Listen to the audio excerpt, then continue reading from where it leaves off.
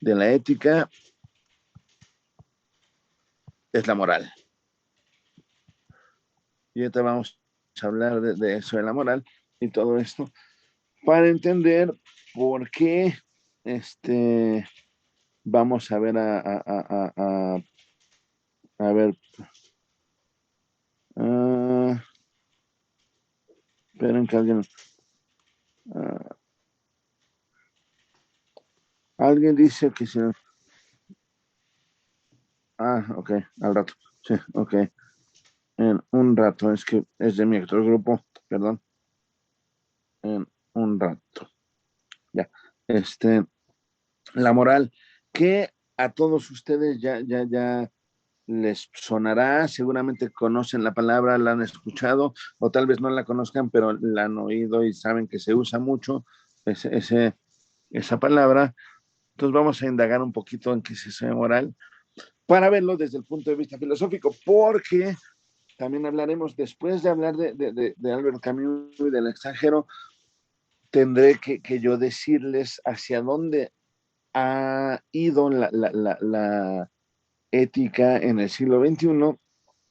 Ajá, y por qué nuestra sociedad y nuestro mundo actualmente es tan moralino, está lleno, es tan moralizante, pues, lo cual tiene sus pros y sus contras, o sea, no diremos aquí que está mal o que está bien, pero tiene pros y contras y ya veremos por qué. Ajá. Yo creo que es tan moralizante precisamente porque nunca, ni siquiera la filosofía, como se da hoy en día, se detienen a considerar la ética como una disciplina teórica, filosófica, sino que se busca otra cosa. Ahorita específico, ¿no? A ver, antes que nada, antes que entrar a explicar yo, les pregunto yo a ustedes, ¿alguien de ustedes sabe lo que es la moral? ¿Sabe lo que es la ética? ¿Han oído lo que es la ética? ¿Han oído lo que es la moral? ¿O en qué ámbito lo han oído? A ver, platíquenme, ¿quién de ustedes sabe? Porque eso es un término que se usa muchísimo. Bueno, los dos, tanto ética como moral, y a veces se usan indistintamente. Entonces les pregunto yo, ¿qué han oído de la ética y de la moral? ¿O qué saben de la ética y la moral? Yo sé que saben. Profesor, ¿Qué pasó, Ángel? bueno, según yo, dentro de lo que yo sé, la ética son como vamos a llamarlas reglas que han puesto, que se impusieron en la sociedad de aquello que se considera correcto o incorrecto, ¿no? Se puede decir Ok. algo así. ¿Dónde escuchaste eso, Ángel? ¿O de dónde sabes eso? Bueno, pues más que nada de mis papás, porque pues es lo típico de que, o bueno, de la escuela, ¿no? Cuando te dicen, oye, lo ético es que hagas esto, o bueno, lo bueno es que hagas esto. O cuando en la escuela te dicen la ética es aquello que es bueno, ¿no? Se puede decir. Ujú. Bien, bien, bien. Gracias, Ángel. Estás en lo correcto. Pues ahorita vamos a ahondar un poco. ¿Alguien más quiere contarnos qué piensa que es ética o que es moral o qué onda? Igual que Ángel. Caro. Bueno, sí, yo, bueno, tenía entendido que la moral es algo así como las cosas que una persona hace, digamos que eso se juzga en cuanto a, bueno, dice otras personas, a mi parecer es como que lo juzgan si está bien o está mal, porque Ok, siempre he escuchado así como, es que esa persona no tiene moral porque hizo esto y está mal, o hizo esto pero está bien. ok. Montserrat, ahorita nomás le pregunto algo a Caro. Caro, ¿y eso que dices tú, cómo se relaciona con lo que dijo Ángel? Pues siento que es como en sí la ética, es como como usted dijo, es una disciplina, o sea, la moral sería más como lo que va a estudiar la ética, o sea, la moral siento que se va a centrar más como en cosas que haces o que tú, podríamos decir como costumbres, como algo así. Vientos, vientos. Muy bien, gracias, gracias. Montserrat, ¿vas a decir algo? Pues, ¿quién es así como el comportamiento o decisión que deberías de tener ante una situación? Por ejemplo, me acuerdo que en la secundaria tenía la materia de formación cívica y ética Ajá. y pues te ponían así como que situaciones, ¿no? ¿Y tú qué harías? Y ya te ponen ahí como que pues, diferentes opciones de qué harías y pues ya te supone que debes de escoger la menos peor. Ah, ok, sí, sí, sí, muy bien, sí, la menos peor. Sí, de hecho, sí, va en formación cívica y ética. De hecho, yo trabajé, o sea, yo elaboré reactivos para el examen de admisión en la UNAM de la materia de cívica y ética que llevan en secundaria. Y sí, tiene que ver con todo lo que dicen, tanto Montserrat como Caro como Ángel, están bien los tres, pero obviamente está muy, este, pues muy parcial, pues, o sea, no parcial, no, muy, este, pues por encimita, finalmente así lo usamos. ¿Qué pasó, Monse? Superficial.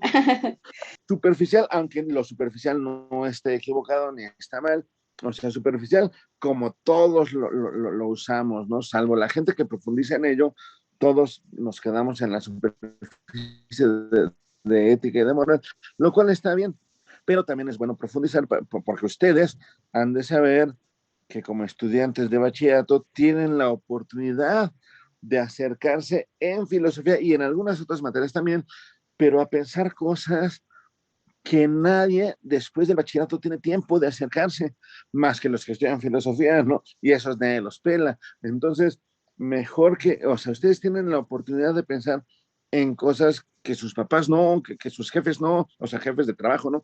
Etcétera, lo cual es bastante bonito porque vamos a entender cómo nuestra cotidianidad es mucho más compleja de lo que a veces pensamos que es y de lo que a veces, o más bien, o mucho más compleja del rigor o la importancia con la que lo tratamos cotidianamente. Ajá, lo cual no está mal, pero bueno, es bonito pensar al respecto, ¿no? Bien, sí, como bien dice Monse, como bien dice Caro y como bien dice Ángel, sí, la ética y la moral tienen que ver con primero que nada, con la acción humana, segundo que nada, con lo que está bien y por lo tanto con lo que está mal. No se puede hablar de lo que está bien sin suponer o dar por supuesto que algo no está bien, o sea, que algo está mal, ajá, y pues ya, ¿no? Y también tiene que ver con reglas. De hecho, Ángel fue el único de los tres que mencionó eso de reglas, y por ahí, aunque Caro y Monse mencionan costumbres y cosas así, bien, tiene que ver eso con ética. Primero que nada, la ética es una disciplina filosófica cuyo cuya labor, ajá, o cuyo trabajo se da en el ámbito, lo pongo en el chat, en el ámbito de la práctica. Ajá. Es decir, toda filosofía, ahí sí, no hay excepción, toda filosofía es teórica. Ajá. La filosofía es teoría, es ver las cosas como son, entenderlas.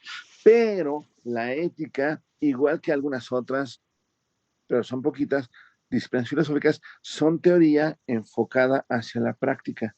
Es decir, de lo que vamos a pensar, de lo que vamos a reflexionar, es de la práctica.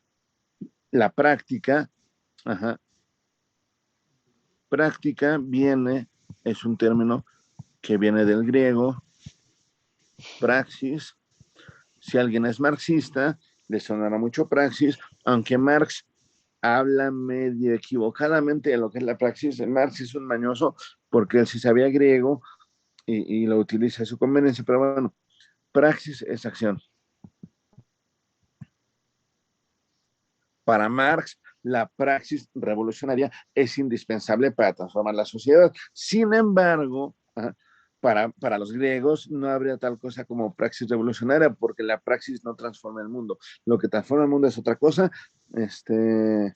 Pero bueno, no nos metamos en peleas con Marx, porque de hecho me cae muy bien, Marx es muy simpático, los marxistas no, pero Marx sí, Marx es muy simpático. Y bueno, pero bueno, la praxis. Ajá. Práctica viene de praxis, que es acción. ¿Y qué es acción? Acción es todo aquello que realizamos en nuestra vida. Todo aquello que realizamos, ojo, aquí específico, todo aquello que realizamos voluntariamente en nuestra vida. todo aquello que decidimos realizar en nuestra vida. Las decisiones, o bueno, que decidimos, que elegimos o que deliberamos, todo eso tiene que ver con acción. Ajá. Decisión, elección y por lo tanto acción, ¿no? Obviamente, lo que decidimos o lo que elegimos siempre está condicionado por una serie de circunstancias. Ajá. Desde desde el material, o sea, yo no puedo decidir subir al Monte Everest si estoy en mi casa y no tengo dinero para ir a Asia, porque aparte ahorita para ir al Monte Everest seguramente me piden una serie de documentación, o sea, que tiene que ver con el COVID, que no me van a dejar, entonces no puedo, yo decido subir el Everest hoy, ajá, pues no se puede, ¿no? Es decir, una serie de condicionantes determinan la acción, incluso puede haber condicionantes externas que nos orienten o que nos prohíban hacer algo. Ajá. Por ejemplo, imaginen que soy un trabajador de una fábrica. Yo no puedo decidir no ir a trabajar el día de hoy, porque entonces me van a descontar el día. Ajá. Yo soy libre, sí puedo decidirlo, ajá, y puedo no ir a trabajar, pero me van a descontar el día, porque así son las reglas, ¿no? Es decir, hay un conjunto de cosas que podemos hacer siempre, pero siempre hay un conjunto de circunstancias, incluso las otras personas y sus propias voluntades están ahí que intervienen y determinan de alguna manera nuestra acción. Es decir, no hay acción pura. Kant dice en la crítica de la razón práctica y Kant dice en la fundamentación de la metafísica de las costumbres, de las cuales hablaremos más adelante, pero Kant sostiene que él va a hablar de la moral y de la ética de manera pura, es decir, como deberían ser las acciones. Bueno, para disgusto de Kant y de los kantianos que quisieran que el mundo fuera como Kant lo piensa, pues no hay acción pura. No hay tal cosa como acción pura. Por lo tanto, toda acción está determinada por un sinfín de circunstancias, desde que no pude ir al Monte Everest el día de hoy hasta que no tengo ganas de escalar el Everest el día de hoy porque qué flojera, ¿sí? Hoy yo prefiero, aparte, tengo clase, no puedo subir el Everest. Ajá. Yo prefiero dar mi clase que subir al Everest el día de hoy. Entonces, hay muchas circunstancias. Aparte, hace mucho frío, ¿no? Allá. O sea, imagínense el frío que hará en el Himalaya. No, qué feo. Entonces, hay un conjunto de circunstancias tremendas. Y bueno, para definir lo que es la ética, voy a hablar de Aristóteles un poquito, pero antes de hablar de Aristóteles, vamos al término ética. Obviamente es un término griego que es ethike, ajá, que es lo relativo a ethos. Ajá. La ética es la disciplina que estudia aquello que tiene que ver con el ethos. Y ethos en griego se puede traducir, lo traducen muchas veces como carácter, como conducta, como comportamiento, como ese tipo de cosas, pero carácter, comportamiento, etcétera, tienen, ya están muy determinados, o sea, la comprensión de esas palabras ya está muy determinada por la psicología y por muchas disciplinas hoy en día, ¿no? Y nosotros queremos entenderlo más allá de la psicología, no porque la psicología esté mal, sino porque la psicología se deriva de todo esto y nosotros queremos entender lo que es la ética antes de eso, ¿no? Entonces la ética se puede traducir por modo de ser. Ethos, ¿no? Ethos se entiende como modo de ser. Como carácter también se traduce ethos. Ajá. Si piensan ustedes en el carácter, en el comportamiento, en la conducta de las personas, se reflejan modos de ser. ¿Estamos de acuerdo? Modos de ser, o sea, yo puedo, mi modo de ser es un modo de ser taciturno porque siempre estoy así, pensando, estoy serio, pensando en cosas, quizás añorando el pasado, cuando no había COVID, no sé, o cuando tenía novia, porque casualmente dejé de tener novia cuando empecé el COVID y ya llevo demasiado tiempo solo, no es cierto, pero la cosa es, o sea, mi modo de ser es taciturno, o sea, mi modo de ser es serio, mi modo de ser es estar así, ¿no? Como que no soy así de andar siempre, ay, a huevo, ¿no? O sea, que qué chingón está eso, no, o sea, hay gente que tiene modos de ser más agradables, más amables, más alegres. Mi modo de ser no lo es tanto. A veces sí, de hecho en clase yo soy muy feliz, a mí me encanta dar clase, entonces por eso siempre se ve que estoy feliz en clase. De hecho, no feliz, alegre, vamos a distinguir entre felicidad y alegría, ahorita vamos a ver por qué en Aristóteles, pero pues mi modo de ser desde siempre ha tendido a ser más serio, ha tendido a ser más apesadumbrado quizás, como dije, taciturno, a veces incluso melancólico, no sé, de hecho Aristóteles dice en una obra que la gente que se dedica a la filosofía tiende a tener carácter melancólico. Eso fue un descubrimiento que hicimos unos compañeros y yo en la carrera, pero pues también puedo tener un modo de ser alegre, puede que algo me haga muy feliz como mis clases y el modo de ser en el que estoy ahorita está padre, ¿no? Y no importa si mi modo de ser es alegre o mi modo de ser es triste o mi modo de ser es enojado o mi modo de ser es enamorado o mi modo de ser es algún otro, ajá, o mi modo de ser es brusco, porque hay quien es brusco, pues, sin ser grosero, o sea, hay quien es brusco, quien es duro para contestar, y hay quien es como muy, muy dócil, así, ¿no? Ay, muy, muy, muy, así como, bueno, como veas, ¿no? O sea, yo doy chance de que hagan, o sea, ¿cómo vamos a hacer? No, pues como veas, y hay quien dice, no, pues se va a hacer así, ¿sí ven? O sea, son modos de ser. Hay modos de ser más activos, más movidos, y hay modos de ser más tranquilos, menos movidos, ¿no? Ajá. El mío es muy escandaloso. Hay modos de ser que son muy, muy, muy serios, ¿no? O sea, por ejemplo, es decir, ustedes están en un lugar privilegiado porque con sus profesores, ustedes pueden ver un montón de cosas, o sea, ustedes, cada profe que se les presenta, ustedes ven sus modos de ser y ahí los van midiendo, porque de eso es el estudiante ir midiendo al profe para ver hasta dónde y por dónde pueden, pueden agarrárselos de bajada, pues, no sé, esa es la onda, pero el chiste es que modo de ser, todos tenemos nuestros modos de ser.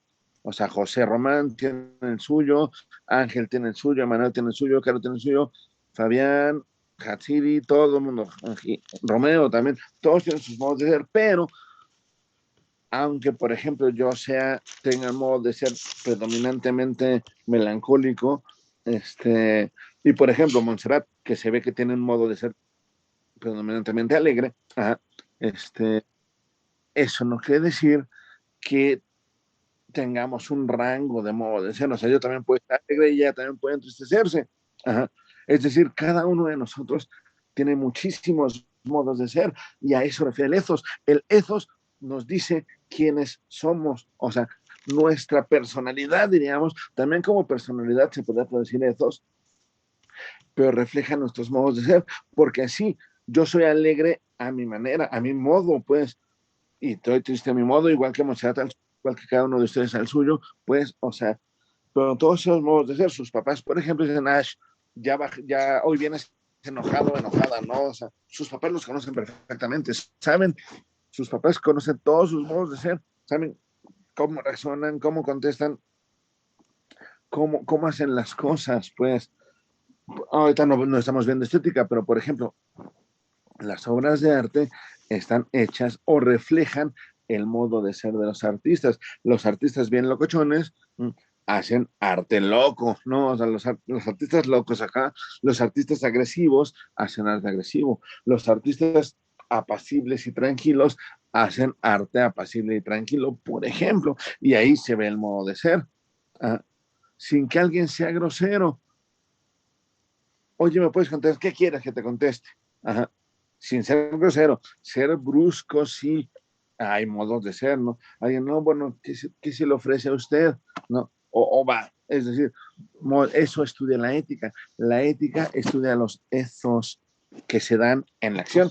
Si ven, en la praxis, en las acciones humanas, se ve el ethos. Basta salir a la calle para ver los diferentes modos de ser. Cada quien camina de acuerdo con su modo de ser y con el modo de ser que trae en ese momento. No caminamos igual cuando estamos felices, alegres, que cuando estamos tristes. Vamos cabizbajos, ¿no? Así, llorando por su pérdida, ¿no? Lo que sea, ¿no?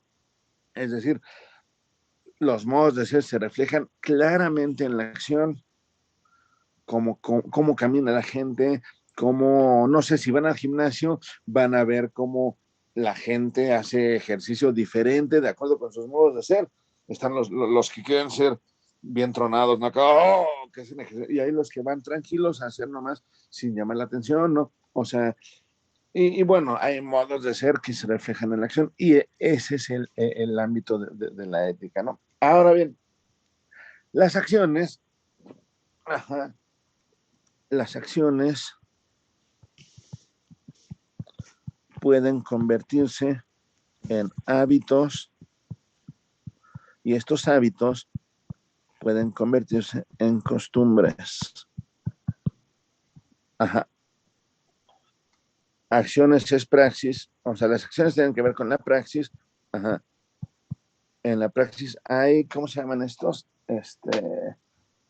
Hexis, ajá. Hábito en griego se dice hexis. Y, a ver, déjenlo escribir otra vez. Hábito en griego, o hábito más bien, hábito en griego. Habito, Se dice hexis. Lo padre habito en... es que, ya regresó María Fernanda, lo padre es que hexis viene del verbo egein. Ay, espérame. Este chat a ver. Hexis viene de, quienes lleven griego, pues ustedes esto lo van a entender muy bien. Del verbo egein, que se traduce al español por tener. Es decir, los hábitos son los que se tienen, son los que son de uno mismo. Es decir, cuando llevamos a cabo una acción de manera continua, de manera constante, de manera prolongada, esta acción se convierte en un hábito. Ajá. Por ejemplo, si yo me despierto a diario a las 7 de la mañana y me levanto a correr, dar una vuelta a la manzana, no, eso, supongamos, no lo hago, ni me levanto a las 7 ni me salgo a correr, pero supongamos que esa es mi acción. Un día me levanto a las 7 y me voy a correr la manzana, así, 3 vueltas, para hacer ejercicio, regreso a desayunar sanamente y listo para mis clases después, ¿no? Imagínense, bueno, eso hago un día, esas son mis acciones. Si eso lo hago hoy y lo hago mañana y lo hago pasado mañana y así lo hago constantemente o cada tercer día también puede ser constante, se va a convertir en un hábito y mi hábito va a ser levantarme temprano para ir a correr, para desayunar sanamente y dar mis clases con todo. Por ejemplo, ese es un hábito que yo asumo como mío, es parte de mí. Ethos es parte de mi personalidad. ¿Sí ven? Si mis hábitos, no son esos, sino mi hábito es, levantarme al 10 minutos antes de las 11 para dar mi clase, medio me levanto así, chale, me hago así, me echo tantita agua, prendo la tablet y me pongo a dar la clase. Ese es otro hábito, quizás es un mal hábito, pero también ese es un hábito si lo hago hoy, mañana y así continuamente, ¿no? Si, por ejemplo, si alguien de aquí pretende estudiar música, tiene que hacerse el hábito de tocar algún instrumento. Porque en música parte de la carrera es el instrumento, pues, ¿no? No es todo, de hecho hay muchísimas otras cosas, pero sí deben habituarse y lo recomendable es que se den un año antes para, por lo menos ese año, volverse diestros en cierto sentido a algún instrumento. La guitarra, el bajo, la batería, la flauta, el piano, el saxofón, lo que sea, ¿no? El fagot, nunca he conocido un fagotista, sería interesantísimo conocer un fagotista, pero bueno, si alguien quiere ser un buen futbolista, necesita hacerse del hábito del fútbol, ¿no? Cristiano Ronaldo, el propio Messi, no se hicieron los buenos futbolistas que son, no decían, voy a ser el mejor futbolista del mundo, y ya fueron, no, decidieron serlo y tuvieron que llevar a cabo sus acciones, entrenar y entrenar y entrenar de manera constante, continua, para hacerlo su hábito y volverse los mejores futbolistas del mundo. Así cualquier deportista, así cualquier intérprete musical, así los que bailan también. Ajá. También quienes son educados o amables. Se dice educados, pero eso de educado es un verbo mal usado, ¿no? Más bien es quienes son amables. Si yo soy una persona agresiva, ¿no? Porque hay personas agresivas, ¿no? Que siempre están así como queriendo echar bronca o viendo qué onda, y yo quiero mejorar mi trato con los demás. Pues debo habituarme a ser amable con las personas. Debo primero intentar ser amable. Después, ya que me salió ser amable, pues ser amable de manera constante hasta que se me haga un hábito y yo ya sea amable, aunque yo sigo siendo agresivo. ¿Sí ven? Es decir, los hábitos tienen que ver con eso. Y si, obviamente, si yo me habitúo a ser amable, aunque yo siga siendo agresivo, mi agresividad va a ir bajando, va a ir bajando, va a ir bajando. Y no nada más cuando soy amable, sino en general. En general, como cuando... como es en los Simpson, ¿no? Que Nelson se hace novio de la hermana de Bart Simpson y se vuelve bueno, digamos, y lo molestan. Bueno, lo molestan porque ya tiene unos nuevos hábitos. Pero bueno, ese es el asunto. ¿Y qué creen? Los hábitos, la hexis, como dije, de bene costumbre. Los griegos no tienen una palabra para costumbre, tal cual, pero los romanos sí. Las costumbres en Roma, costumbre, se dice mos. A ver, mos con S, con M, y en genitivo lo pongo entre paréntesis, moris. No, ¿por qué me cambia esta cosa? A ver, los autocorrectores los odio. Es la cosa que más odio en el planeta. Mos en genitivo moris, costumbre. Y de mos moris se deviene el término moral. Es decir, la moral es el conjunto de costumbres de los seres humanos. La moral es el conjunto de costumbres que supone los hábitos humanos individuales, supone las acciones y supone los modos de ser. ¿Se dan cuenta? Así como en la acción, en cada acción en el ámbito de la praxis se ve mi modo de ser, en mis hábitos también y en mis costumbres también se ve. Si yo acostumbro tratar mal a mis perros, ahí se refleja mi modo de ser. Yo soy un gandalla, yo soy un canijo, yo no los trato mal, yo intento tratarlos lo mejor que puedo. De hecho, hoy les di un desayuno bien rico, pero ahí se ve mi modo de ser. Quien trata mal a sus perros, quizás no sea una muy buena persona o no una muy agradable, porque el término bueno y malo hoy es muy problemático de usar. Recordemos que con eso empezaba Ángel, ¿no? Ángel decía que tiene que ver con lo bueno. Lo bueno supone lo malo, como ya dijimos, y lo bueno y lo malo suponen el bien y el mal. ¿Por qué? Porque las costumbres, la moral, las costumbres, los hábitos, las acciones suponen bien y suponen mal. O sea, existen bien y mal, existen cosas buenas y malas. En este caso, malas acciones, buenas acciones, malos hábitos, buenos hábitos, malas costumbres, buenas costumbres. ¿Vamos bien? Porque, ¿qué creen? aquí hace falta, o sea, yo me podría seguir explicando esto ahorita y voy a seguirme, pero en nuestros tiempos, en nuestra época, esto es algo muy complejo. ¿Por qué?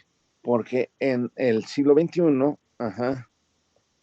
lo anoto en el chat, ¿no? En nuestra época se ha llegado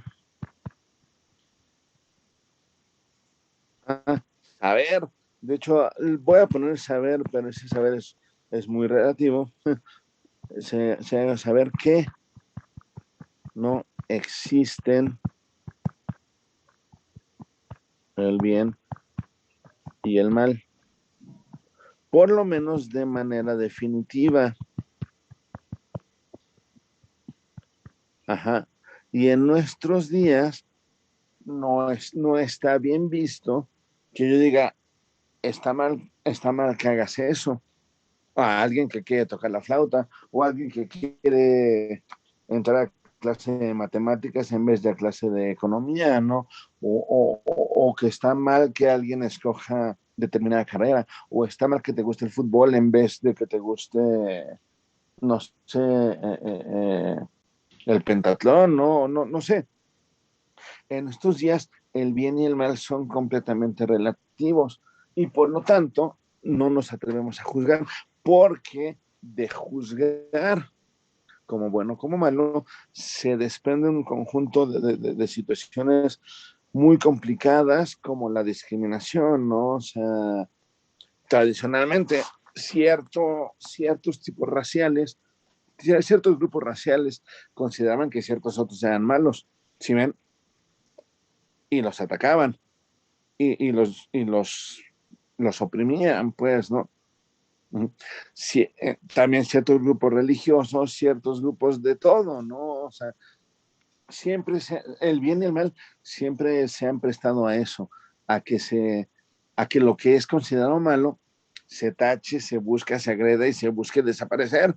Y esa es una bronca en estos días, salvo en el caso de las libertades básicas o de los derechos humanos. Ajá.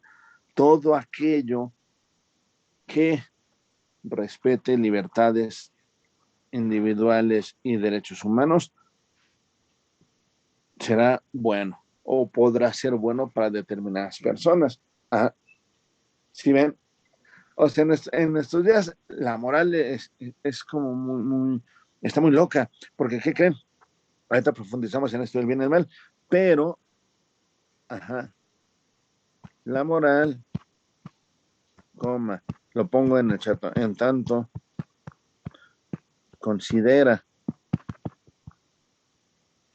al bien y al mal, establece un conjunto de reglas, que son las que Ángel decía también, de reglas, de normas, incluso de lineamientos o de leyes, ¿sí ven? Es decir, si yo me acostumbro por mi hábito de levantarme temprano, correr la manzana 3 veces, desayunar bien rico y dar mis clases, si yo me habitúo a hacer eso, pues ya voy a adquirir la costumbre. Y entonces, si yo tengo la costumbre de hacer eso, me voy a sancionar a mí mismo cuando no lo haga. Ah, chinga, hoy me dormí 1 hora más. No, pues ahora tienes que correr más rápido. O yo mismo, si ven, o sea, uno mismo va poniéndose reglas, va poniéndose normas. Si van al gimnasio, pues no, yo voy al gimnasio 2 horas cada vez porque 1 hora hago cardiovascular y la otra hora hago mi rutina de pecho, de hombro, de espalda, de lo que sea. Bueno, si un día me equivoco de rutina y hago otra, voy a decir, chale, ¿por qué? Y voy a autoponerme algún correctivo. ¿Sí ven? Bueno, eso en el terreno individual. Si las costumbres no son individuales, sino colectivas, porque hay de las dos, si hay costumbres colectivas y hay moral colectiva, entonces va a haber unas reglas que ordenen o controlen el comportamiento de los individuos. Por ejemplo, la universidad. La universidad, la UNAM, tiene un conjunto de costumbres. Ajá. Tiene una moral, quien transgrede esa moral deberá ser sancionado porque tiene reglas. Es decir, el comportamiento humano, la praxis humana se regula por la moral. Si la vida fuera acciones, acciones y ya, acciones para allá, que hoy hago esto yo, y mañana algo completamente diferente y al rato otra cosa. Ajá. Si la vida fuera acciones aisladas nada más, pues no puede haber reglas. Ajá. Y todo sería como bastante caótico. Sin embargo, como no son acciones aisladas, sino la mayoría de las acciones que llevamos a cabo son hábitos y responden a costumbres, entonces por eso puede haber reglas y por eso puede haber vida social. ¿Sí ven? Si cada quien trabajara cuando quisiera, donde quisiera, como quisiera, si cada quien fuera a la escuela cuando quisiera, donde quisiera y como quisiera, que es más o menos lo que se está diciendo con el COVID, si cada quien hiciera lo que quisiera, cuando quisiera, como quisiera, entonces no puede haber vida social. ¿Se dan cuenta? Y nosotros dijimos el semestre pasado, el ser humano es el animal político, por lo tanto vivir en sociedad es algo natural, es decir, la vida social es algo humano. Ajá. Y no puede no haber tal. Entonces, si somos sociales, necesariamente necesitamos reglas para vivir de acuerdo con esas costumbres, aunque esas costumbres van surgiendo a partir de los hábitos de las personas que viven en una colectividad. Es decir, la moral mexicana no es ajena a lo que los mexicanos suelen considerar bueno y malo. Por ejemplo, algo que está muy vigente, no vigente, sino muy en discusión hoy en día. La sociedad occidental que ha sido patriarcal desde el patriarcado heteronormativo del que tanto se habla. Bueno, el patriarcado heteronormativo tiene un conjunto de moral y de reglas establecidas ya, asumidas naturalmente por las personas. No digo que estén bien, sino que por eso es tan difícil quitarlas. ¿Sí ven? Porque las costumbres patriarcales heteronormativas son algo que no decide cada quien en cada momento. No somos libres de decidir qué moral tener, sino nacimos en un contexto determinado por ese conjunto de situaciones. Ajá. Y entonces debemos, si queremos transformarlas, debemos asimilar que es algo que está establecido, pero que no es extraño y no es ajeno al modo de ser de las personas. Es decir, la moral heteronormativa patriarcal, tiene que ver con las personas como son en el ámbito individual, en el ámbito heteronormativo patriarcal. Es decir, el patriarcado no es una imposición externa a un conjunto de individuos, sino que el modo de ser de esos individuos, o sea, es de ida y vuelta, pues, ¿no? También alimenta esa moral patriarcal heteronormativa, lo cual no está bien.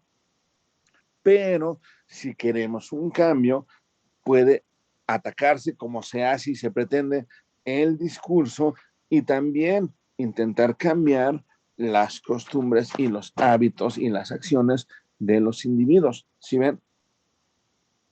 Igual, la moral neoliberal, la moral de la burguesía, establecida desde el siglo XIX para acá, yo creo que antes, pues ya responde al modo de ser burgués de la gente. Hoy en día, por ejemplo, todos los que dicen, no, la burguesía está del carajo, pues todos los que dicen la burguesía está del carajo, de acuerdo con la definición de burguesía de Marx, serán burgueses. ¿Sí ven?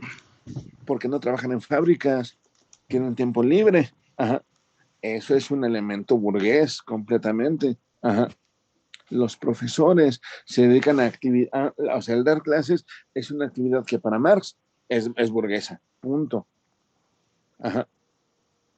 Porque no estamos en una fábrica de 9 a 9, ajá, o de menos, o de 4 a 4, pues en el siglo XIX era tremendo, ¿no? O sea, de sol a sol, pues, ¿no? Entonces, ojo, en la sociedad burguesa, con un conjunto de reglas burguesas de la moral burguesa, sí, condiciona mucho las relaciones entre las personas, pero el modo de ser de las personas que se relacionan también determina esa moral, es decir, es de aquí para allá, es algo muy complicado. Por eso la transformación del mundo es muy complicada, no es imposible, no, sí se puede y ojalá todo sea mejor, tanto en el ámbito de género como en el ámbito económico, como en todos los ámbitos, pero eso implica poco a poco, ¿no? Eso implica un montón de cosas, implica conciencia. Ahora bien, la moral implica reglas, por lo tanto a la ética le interesa saber cómo se comportan los seres humanos en esas reglas, en esas sociedades. La moral humana estudia las relaciones humanas, más bien la ética estudia la moral humana en relación, porque no estamos aislados. Aristóteles tiene un libro llamado La ética nicomaquea, lo voy a escribir aquí. Aristóteles tiene otro que es la ética eudemia, pero ese habla de Dios y de cosas así. Ética nicomaquea. No se espanten por el nombre. Lo que pasa es que Nicómaco era el padre de Aristóteles. Entonces Aristóteles le dedica su ética a su papá. Por ejemplo, Fernando Savater en el siglo XX escribe una ética para Amador. ¿Cómo se llama? O sea, él está jugando, así como Aristóteles le dedicó su ética a su padre, pues Savater le dedica la suya a su hijo, lo cual se me hace bastante chafa, pero bueno, no importa. Savater es un filósofo español importante, ¿no? Y muchos leen ética para Amador para la clase ética. A mí no me gusta, pero bueno. El chiste es que Aristóteles en su ética nicomaquea dice lo siguiente. Él parte del supuesto y parte del hecho de que la vida humana es acción. Nosotros actuamos en todo momento, ¿sí? Ahorita yo estoy dando clase, ustedes ahorita están atendiendo la clase, por lo menos. Quizás también estén desayunando, no lo sé. Quizás también estén viendo la tele, no lo sé. Quizás también estén pensando en su novio, novia, no lo sé, está bien, pero todos estamos haciendo algo. Entonces, partiendo de que la vida humana es acción, toda acción humana, dice Aristóteles, y lo escribo aquí, toda acción se orienta o está orientada hacia el bien. O toda acción humana se orienta por el bien. O sea, Aristóteles sabe que el bien, como lo bueno, implica el mal, lo malo. Pero Aristóteles dice, toda acción humana se orienta hacia el bien. Sin embargo, Aristóteles sabe que el bien es de las cosas que se dicen de muchas maneras. Eso es muy bonito, porque Aristóteles, de hecho, cuando habla del ser también dice eso, tiene esa fórmula, esa fórmula retórica. Él dice, el bien se dice de muchas maneras porque hay muchos modos de entender el bien. Hay muchos modos de decir el bien porque hay muchos modos de entender el bien.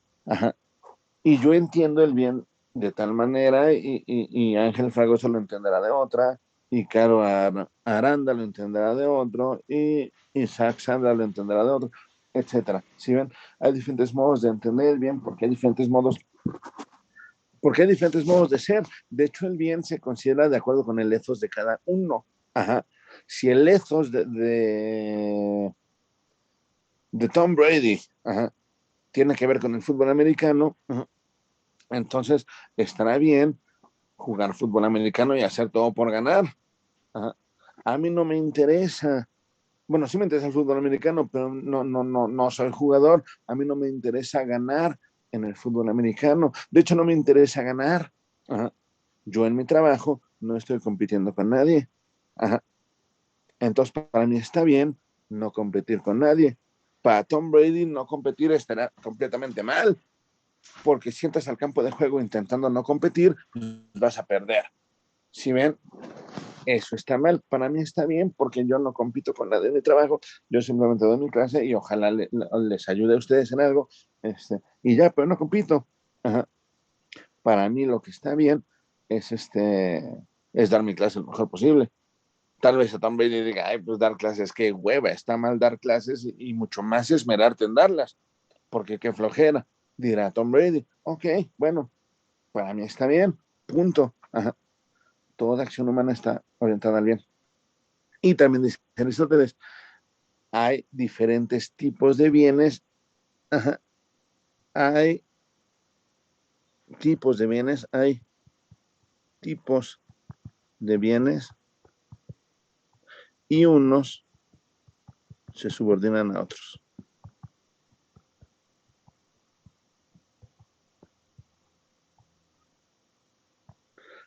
Ajá. Por ejemplo, hay bienes materiales, ajá, como el teléfono, dirá Aristóteles, como un barco, porque él vive en Atenas en ese tiempo. Entonces, bueno, en Atenas da con el mar, ¿no? Ya sabemos. Entonces, bueno, hay bienes materiales, hay bienes inmateriales, hay bienes económicos, hay bienes intelectuales, no sé, culturales, hay bienes sociales, hay bienes individuales, hay muchos bienes y unos se subordinan a otros. Por ejemplo, un ejemplo rápido, Aristóteles dice, yo tengo un barco, mi barco es un bien, pero ese bien que es el barco se subordina ¿a qué? A que yo pueda viajar de Atenas a Egipto, porque para eso necesito el barco. Es un bien mayor viajar de Atenas a Egipto que el barco, y el barco se subordina al viaje. ¿Ven? Pero yo quiero ir a Egipto, porque en Egipto consigo una medicina que en Atenas no. Entonces, el viaje a Egipto se subordina, no, el viaje a Egipto al cual está subordinado el barco, está subordinado a comprar la medicina que venden allá. Pero yo quiero la medicina porque mi hijo está enfermo, entonces quiero curarlo. La salud de mi hijo es un bien al cual se subordina el conseguir la medicina, el viaje a Egipto y el barco. ¿Ah? Y en última instancia, diría Aristóteles, nosotros ahí diremos, la salud es el mayor de los bienes, para nosotros la vida es el mayor de los bienes. Por eso la salud es el segundo para nosotros, para Aristóteles no. Para Aristóteles, incluso la salud y la vida del hijo y la mía se quieren ¿para qué? Para ser felices, dice Aristóteles. Yo soy feliz si mi hijo es feliz y mi hijo es feliz si está sano. ¿Ah? Si está sano y vivo. ¿Ah? Dirá Aristóteles, no todos los vivos son felices, no todos los sanos son felices, necesariamente. Entonces, para Aristóteles, el mayor bien de todos, ajá, de todos, y al cual se subordinan todos los bienes, independientemente de cómo lo veamos, independientemente de que competir sea bueno para Tom Brady, para mí no, independientemente de que para mí sea bueno preparar clase y para Tom Brady no, pero todos los bienes se subordinan al mayor de todos, que es la felicidad. No hay mayor bien que la felicidad, porque en la felicidad estamos completos. De hecho, la felicidad, para Aristóteles, la felicidad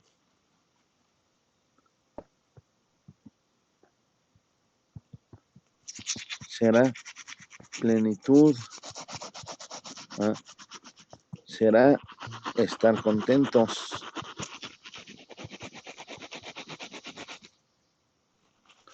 ¿Sí ven? La plenitud, o sea, yo siento que no me falta nada, eso es la felicidad. ¿Ah? Yo estoy contento, estoy pleno. De hecho, contento es una palabra muy bonita, porque contento en sentido estricto es un participio de contener. ¿Ah? O sea, nosotros hablamos de contenido, o sea, no sé, a ver, el brebaje que preparó el científico loco está contenido en el matraz. No, bueno, en la palabra originalística se está contento, porque el contento es el participio de contener. Bueno, el chiste es que contento, dado la existencia de contenido y dada la existencia de continente, porque continente, no piensen en América, Europa y Asia, u Oceanía o todos los demás, y África, sino continente es igual, es aquel que contiene, así como el caminante es aquel que camina, el continente es aquel que contiene, y el contenido es aquello que que contiene el continente, valga, ¿no? Entonces, contento es cuando contenido y continente coinciden. Es decir, cuando nos servimos un vaso de agua y la llenamos al borde, el vaso está contento. Porque el agua que es contenida abarca el límite del continente. Ajá. Bueno, entonces la felicidad es eso, estar plenos, que no nos falte nada. Ahora bien, sabemos que eso es una ficción. No hay ser humano que esté pleno en un sentido estricto. Hoy en día, o sea, en el banquete de Platón se habla de que todos los seres humanos estamos incompletos y por lo tanto nos enamoramos. Nos enamoramos porque buscamos a nuestra otra mitad. Bueno, esa idea del amor platónico como búsqueda de la otra mitad es muy cuestionada hoy en día por el feminismo y por el asunto de género, porque el pensar que buscamos a nuestra otra mitad supone que no somos suficientes nosotros solos y por eso está mal, porque eso fomenta que depositemos en el otro nuestras esperanzas de alegría cuando nosotros podamos ser felices solos. Va, teniendo eso en cuenta, que sí podemos tener una vida plena y dedicarnos a lo que queremos y todo eso, bueno, siempre, desde otro punto de vista, nos falta algo y por eso hacemos algo. ¿Sí? Si no nos faltara nada, si en verdad si estuviéramos completamente satisfechos, no haríamos nada. Justamente actuamos porque hay algo que nos falta. Nos falta lana para hoy, ¿no? Nos falta sobrevivir mañana, entonces hay que seguir trabajando, por ejemplo. No nos falta nada en el terreno sentimental, emocional, por eso no nos hace falta la pareja, pero sí nos hace falta seguir viviendo, pues nos hace falta. El único al que ya no le falta nada es el que ya se murió. Pero, digamos, el estado de felicidad apunta a ese estado de autosatisfacción propia, personal, pero suponiendo que siempre nos falta algo. Es decir, sí podemos sentirnos felices o contentos en algún momento, pero no nos podemos detener. Por lo tanto, la felicidad plena es una ficción. El único feliz, diría Aristóteles en algún otro lado, sería el Dios, porque el Dios es perfecto y al Dios no le falta nada. ¿Sí ven? O sea, sin querer, sin atacar más bien la postura de que uno no necesita a nadie para ser feliz. O sea, con eso estoy de acuerdo, no necesitamos a nadie más que a nosotros mismos para ser felices. Bueno, no siempre estamos completos, de hecho nunca estamos completos, porque por eso seguimos viviendo y seguimos actuando, pues. Ajá. Es decir, no basta con comer hoy, hay que comer mañana, porque si no como mañana me muero. Ajá. ¿Sí ven? No basta con tomar agua hoy, sino igual que Homero Simpson, ¿no? Que dice, ay, todos estos tontos tienen que pagar sus impuestos, yo los pagué el año pasado. Le dice a su esposa, no manches, hay que pagarlos cada año. Bueno, así uno no está contento siempre. ¿Sí ven? Es decir, lo otro, o sea, lo de que podemos ser plenos solos, sí es cierto. No, el amor romántico dice que no y no hay que depender de otros, sí, pero también es cierto que la felicidad plena implica inmovilidad. Ajá. Y nosotros no somos inmóviles, estamos constantemente en acción, ¿no? Y es necesario. Dice Ramírez, profe, como que mi internet está fallando un poco, ok, pues regresa cuando puedas, ¿no? Y bueno, está muy bien, gracias por avisar. Bueno, esa es la onda, ¿no? Entonces, toda acción humana tiende a la felicidad. Y si la vida humana es acción, o en todo momento, entonces en todo momento estamos buscando ser felices. Eso está muy bonito. Y todo momento estamos buscando ser felices, pues porque a lo más llegamos a estados alegres, a la alegría, en donde me siento feliz, pero eso no quiere decir que no me falte nada, porque sigo y sigo y sigo, ¿no? Es decir, el ser humano es un estado en continuo hacerse y seguirse haciendo, ¿no? Haciendo su felicidad.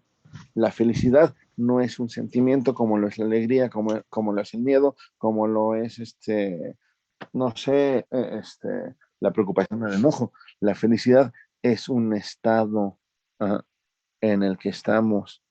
La felicidad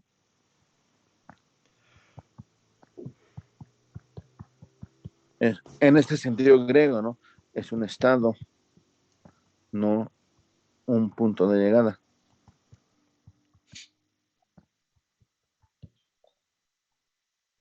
Por lo tanto, la felicidad, y lo pongo en el chat, se logra constantemente en la praxis, en la acción. ¿Sí ven? Y la felicidad de cada quien estará en aquello que los hace plenos de acuerdo con su propio modo de ser. Ajá.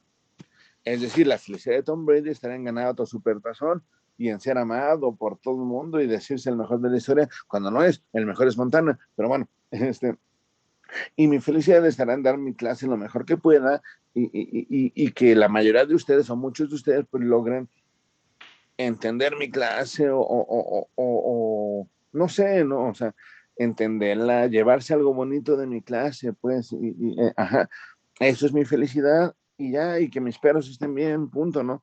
Y si ganan los Pumas hoy mejor, porque si no, no, ajá, pero la felicidad es algo constante, por eso no es que, ay, bueno, cuando me haga caso mi crush, seré feliz, no es cierto, tú puedes ser feliz aunque no te haga caso tu crush, y lo serás cuando te haga caso, ajá, porque ese es el estado que se debe buscar siempre. Ajá. No es una meta, no es un punto de llegada a la felicidad. Porque como dice Momo, si alguien leyó Momo de Mijael Ende, los hombres grises le dicen a toda la gente, bueno, es que compra, ahorra tiempo, ahorra tiempo, ahorra tiempo para que llegues a ser feliz al final. Bueno, ahorras tanto tiempo que nunca llegue ese final y nunca eres feliz. Ajá. Entonces, o sea, esa es la onda. Y es muy bonito, de hecho, la felicidad, el Aristóteles dice eudaimonía. Ajá. Y por eso se dice que la ética de Aristóteles es una especie de eudaimonismo, algo así lo llaman, eudaimonismo, a quienes les encantan las categorías, así dicen, ¿no? Algo así. Pero bueno, el chiste, si hablamos de la apología de Sócrates al final del semestre pasado, ¿no? Por lo menos una clase, quien no haya hablado de la apología, no se preocupen, simplemente a quienes sí, con quienes sí hablamos de la apología de Sócrates, se acordarán, y si no, lo voy a recuperar la clase que viene, pero que uno de los cargos que le imputan a Sócrates para acusarlo en el tribunal es que no cree en los dioses. Bueno, Meliso, que es el que está en el tribunal ateniense, le dice a Sócrates, es que tú no crees en los dioses porque tú dices que tienes un daimon, y a él le haces caso. Y Sócrates agarra ese daimon, o sea, eso lo agarra para defenderse y decirle a Meliso, ¿sabes qué onda? Yo creo en un daimon, porque el daimon es una figura religiosa griega, ¿no? O sea, si creo en el daimon, debo creer en el dios necesariamente. Bueno, ese daimon tiene que ver con la eudaimonía, la siguiente sesión y el resto de sesiones de ética que hablaremos del Critón, vamos a profundizar algo en esta noción de daimon, porque el daimon socrático, con todo lo que él implica, y lo recordaremos la siguiente semana, o incluso en el módulo puedo dejarlo, es parte integral de la felicidad según Aristóteles. Es decir, aquí lo que quiero que entendamos es que Sócrates, ya dije, fue maestro de Platón y Platón de Aristóteles, es decir, los tres comparten un elemento, comparten una comprensión de la filosofía y de la ética común. Obviamente hay diferencias específicas entre Platón y Aristóteles, pero en general yo considero que tanto en filosofía en general como en ética en general coinciden y coinciden de tal manera que se van a poder distinguir de los posteriores. Por lo tanto, sí quiero que ya en el módulo lo explicaré y la siguiente semana tengamos muy presente esto de la apología, porque también aparecerá, o sea, tendrá que ver con el Critón, de qué es eso del daimon, a ver si se acuerdan, Y si no, lo recordamos en clase también para quienes no hayan tenido. Jocelyn, no sé si te conectaste, pero bueno, Jocelyn no estaba en el grupo. Ya igual recordaremos todo para ver cómo ese daimon forma parte de lo que es la felicidad para Aristóteles y cómo ese daimon no es algo tan mitológico como podría parecer, sino que sí es algo que podemos entender nosotros en el siglo XXI y ver cómo la eudaimonia de Aristóteles no está tan alejada de nosotros, pues, ¿no? Pero bueno, hasta ahí la introducción a ética. ¿Alguna duda, algún comentario? No, profesor, ninguna. No, Muy bien, gracias, Alet, gracias, Dana. Ahora, como pueden ver, Caro, Ángel y Monse, que son los que participaban al principio, lo que ustedes pensaban de lo que es ética, moral y todo, tiene mucho que ver con lo que dije. Acabo diciendo una cosa que sí, eso es importante tenerlo en cuenta. Desde el año 2000 hacia acá, más o menos, se puso de moda en las sociedades esto en la ética. O sea, la ética no como disciplina filosófica, sino como sinónimo de moral. Ajá. Y por eso se habla de ética profesional, de ética laboral, de ética escolar, de ética en diferentes ámbitos, ¿no? O sea, el comportamiento tiene que ser ético. Es decir, la diferencia entre ética y moral es que la ética es una disciplina filosófica y la moral es completamente concreta, ¿no? Es un conjunto de reglas, de normas en diferentes sociedades, ¿no? Ahora bien, desde el año 2000 más o menos para acá se ha identificado ética con moral y cuando se habla de ética profesional son las reglas morales que deben llevarse a cabo cuando uno está trabajando en alguna profesión. La ética escolar son un conjunto de reglas que uno debe de respetar cuando uno está laborando en la escuela, pues, ¿no? Etcétera, etcétera.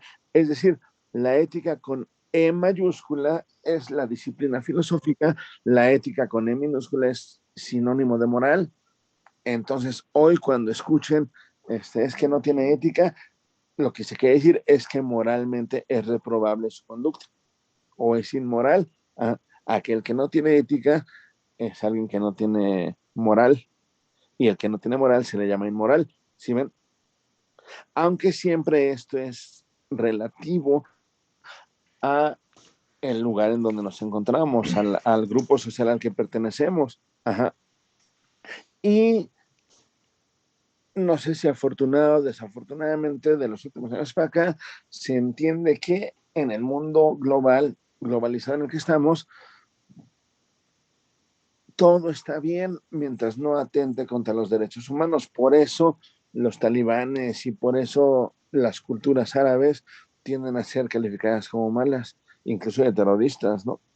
Porque no comparten como principio moral ese conjunto de derechos humanos, porque si le pensamos un poquito, los derechos humanos son una creación occidental, es decir, hay una gran paradoja ética, filosófica en la moral universal, pero nos da que pensar, ¿no? Nos da que pensar y los derechos humanos sí hay que respetarlos siempre en la medida. Siempre, no, ¿cuál es la medida posible? Siempre.